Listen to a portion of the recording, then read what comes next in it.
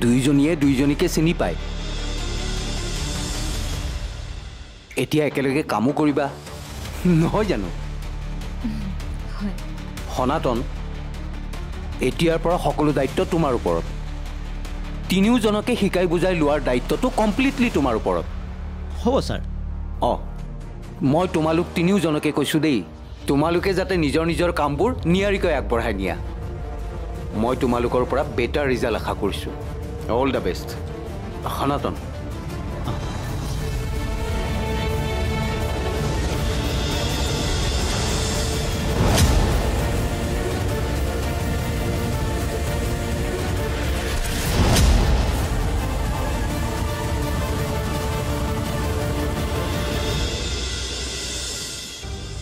খালি এটা কথা কি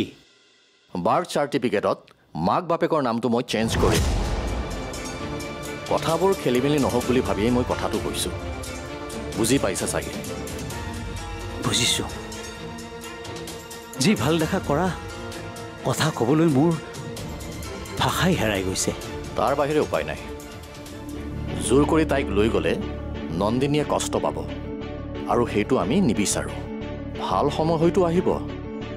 তেতিয়া তুমি যি কৰা কৰিবা এতিয়া তাইক মানসিক প্ৰেছাৰ দিয়াটো বৰ ভাল কথা নহ'ব তাকেই চিন্তা নকৰিবা তুমি তাইৰ দেউতাক সেইটো কথা সময় আহিলে মই নিজেই কৈ দিম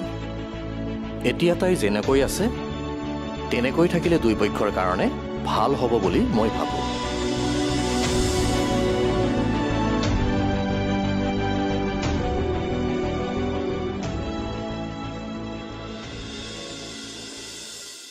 তাৰ কথা একান্ত বাধ্য ছাত্ৰৰ দৰে মই মানি গৈ থাকিলোঁ নামানিও উপায় নাই নিৰাই যেতিয়া আই মানুহ সহ্য কৰা নাই জোৰকৈ তাইক লৈ আনি তাইৰ কোমলীয়া মনটোক আঘাত দিয়াৰ ইচ্ছা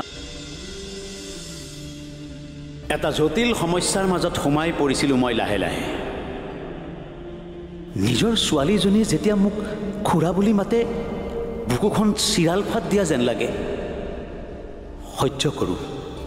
আইমানুৰ কথা ভাবিয়েই সহ্য কৰোঁ আৱেগিক হৈ যদি মই সঁচা কথাটো কৈ দিওঁ তেনেহ'লে সকলোতকৈ দুখ পাব আইমানুহে কাৰণ নিৰাই তাইক কোনো কাৰণতে সহজ জীৱন এটা নিদিব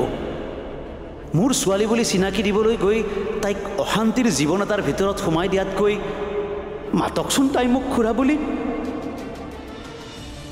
নিৰাই আদৰি লোৱাৰ সময়কণ নহালৈকে মই সহ্য কৰি যোৱাত বাহিৰে আৰু উপায় নাই নিৰাই যদি জীৱনত তাইক সহ্য নকৰে তেতিয়াও মোৰ এটা আশা আছে নীলাঞ্জনা